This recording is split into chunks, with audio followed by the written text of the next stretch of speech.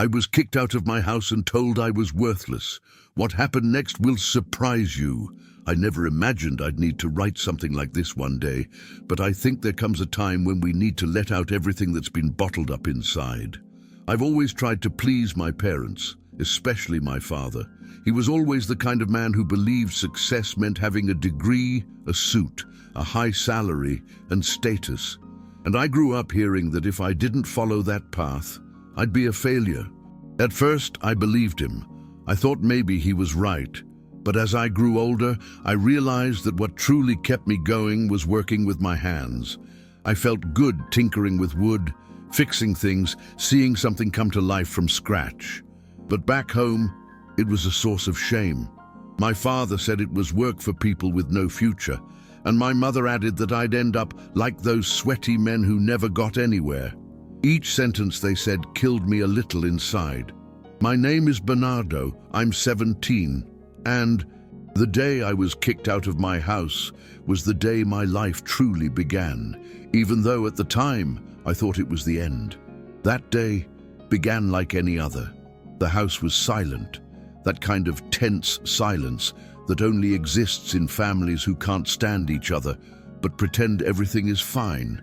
I had just come home from school and had a silly smile because Mr. Jorge, the owner of a local garage, had asked me to help him on Saturday. I was going to earn some money, learn some new things, and that made me excited. But when I told him, everything came crashing down. My father looked at me with that look that mixes anger and disappointment. He said I was embarrassing him, that I looked like a beggar, and that his son wouldn't stoop to that.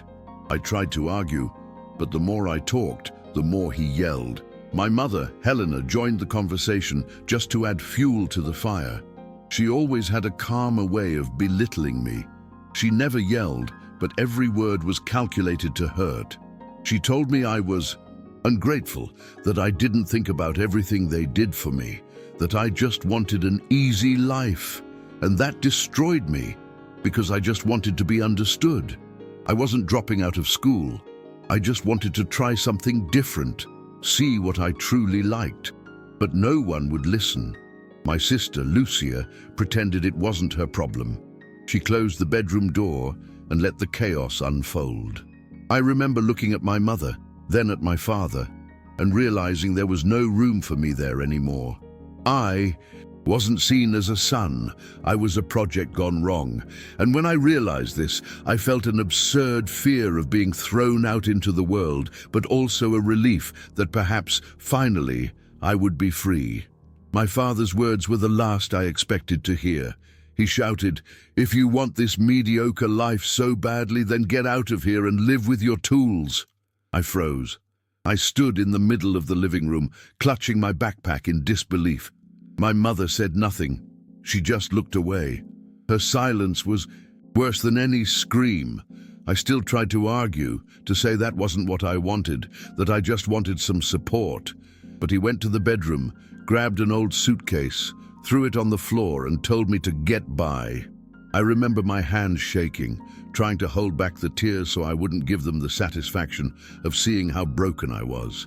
I grabbed some clothes, my wallet, and left. No hug, no words. The door closed behind me with a thud I've never forgotten. I walked aimlessly for hours. The sun was already setting and I still didn't know where to go. I only knew I couldn't go back. The feeling was a mixture of fear, shame, and a strange kind of freedom. I cried in secret, like a child, because deep down, I still was one. I was only 17, with no money, no plan, no home. I remembered my friend Paolo and considered going to him. He was always the only one who listened to me without judging me. When I arrived, he opened the door and saw my swollen face. He didn't need to ask anything. He just said, "Come in, man."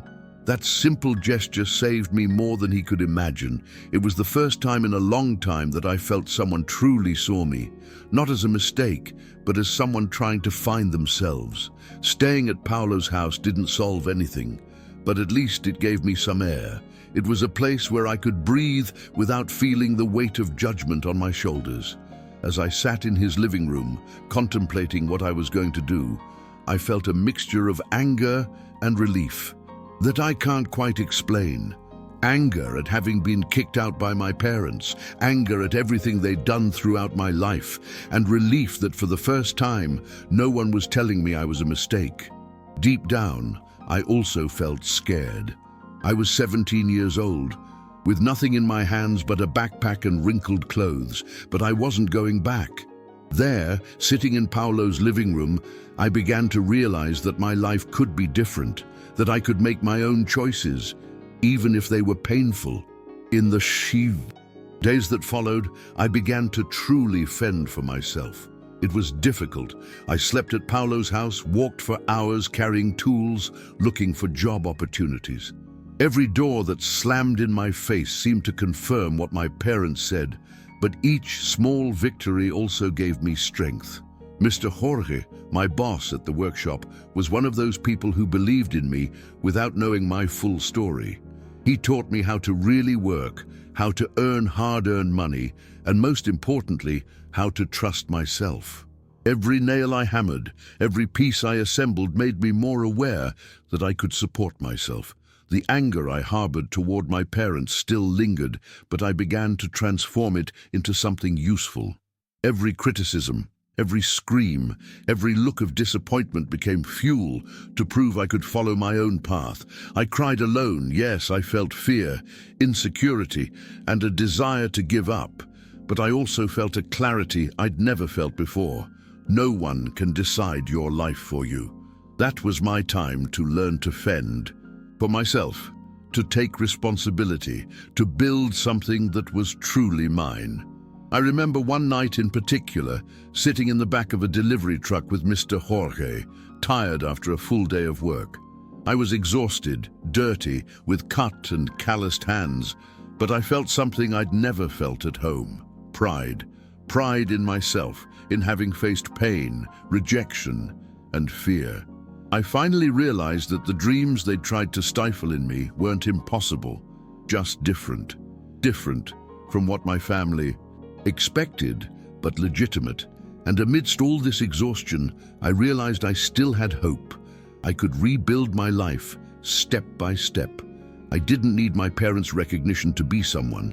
I had Paulo by my side, Mr. Jorge teaching me, Marina arriving little by little, with attention and care, and Donna Rosa, the neighbor, always giving me simple but truthful advice.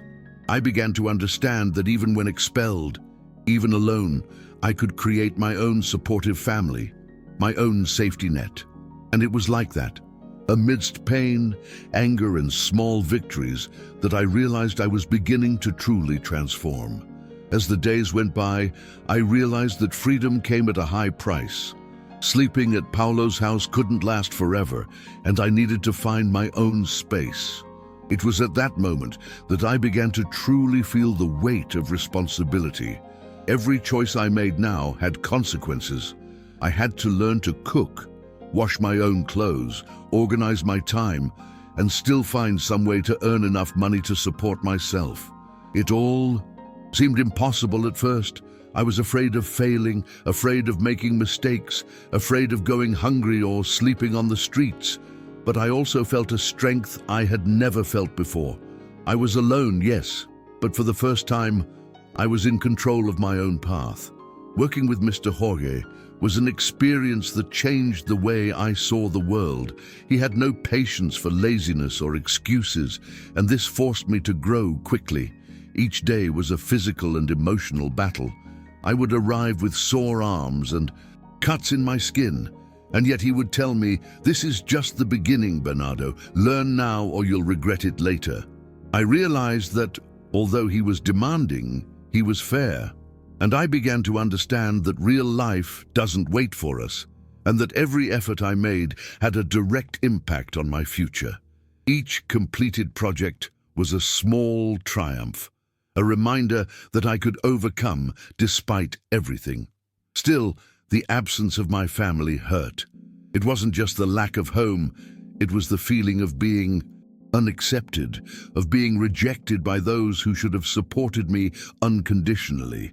I cried in secret, remembering the arguments, the yelling, the comparisons to my sister. Every memory burned inside me, but I learned to use it as strength. Every criticism they made became fuel. Every disapproving look reminded me that I didn't need their approval. I could be strong, even broken. I could stand up for myself, even scared. And little by little, that pain began to transform into determination. Marina came into my life during this period, and her presence was important. She didn't try to convince me of anything, she just listened. She just let me be. And that, as simple as it may seem, made a difference. Having someone who believed in me without expecting anything in return gave me the courage to keep going.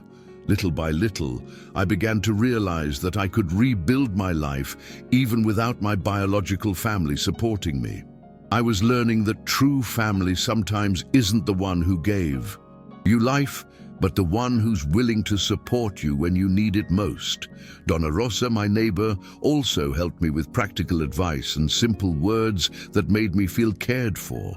She said things like, "Bernardo, no one will give it to you for free, but if you don't give up, it will work out." It sounded cliché, but in that moment, with everything collapsing around me, those words were a light. I began to see that my expulsion wasn't the end, but the beginning of my real life. For the first time, I felt like I could create something of my own, with my own rules, my own achievements, and even with fear, pain, and longing for the home I'd lost, I began to believe that overcoming this was possible. Over time, I realized that the biggest battle wasn't just against my parents, but against what I believed was right for me. Every night I spent alone, every day working until my body ached, I wondered, will I be able to support myself? Have I chosen the right path? Fear accompanied me every step of the way. But I also realized that even though I was scared, I was moving forward. Every nail I hammered, every wall I helped build in the workshop was a small victory against rejection, against pain. And even tired, I felt a clarity I'd never felt before. I was finally living according to my own will. The following weeks were tough. I went hungry a few times, and there were days when it felt like I couldn't go on. But every time I felt defeated, I remembered Mr. Jorge's look. When I completed a job well done, or Paulo and Marina's supportive smile, it was as if they were telling me I wasn't alone, even when my family had abandoned me. That small support network kept me going, and I began to feel that the future, though uncertain, was mine to build. My parents' anger didn't disappear, but it began to fade because I was proving to myself that I could handle myself. The first time I received my own full paycheck, I felt something I can't describe. It was hard-earned. Money, and no matter how little, it was mine. For the first time, I realized I could support myself, that my choices had value, that I didn't need to depend on anyone who didn't believe in me. It was a moment of relief, pride, and hope. I remembered every harsh word I'd heard at home, every criticism, every disapproval, and instead of tearing me down, those words served as fuel. I knew nothing could stop me anymore, because I was finally living my own life. I still missed home, of course. It still hurt to think that my parents had kicked me out, that my sister never cared, but I began to see my life from a different perspective. Pain taught me resilience, taught me to fight, taught me that I could endure more than I imagined. Every hardship I faced, every day I woke up tired and scared, but decided to keep going, was a small achievement. I began to realize that being kicked out of my home didn't define me as a failure. On the contrary, it gave me the strength to prove that I could support myself, that I could grow, that I could be happy on my own terms.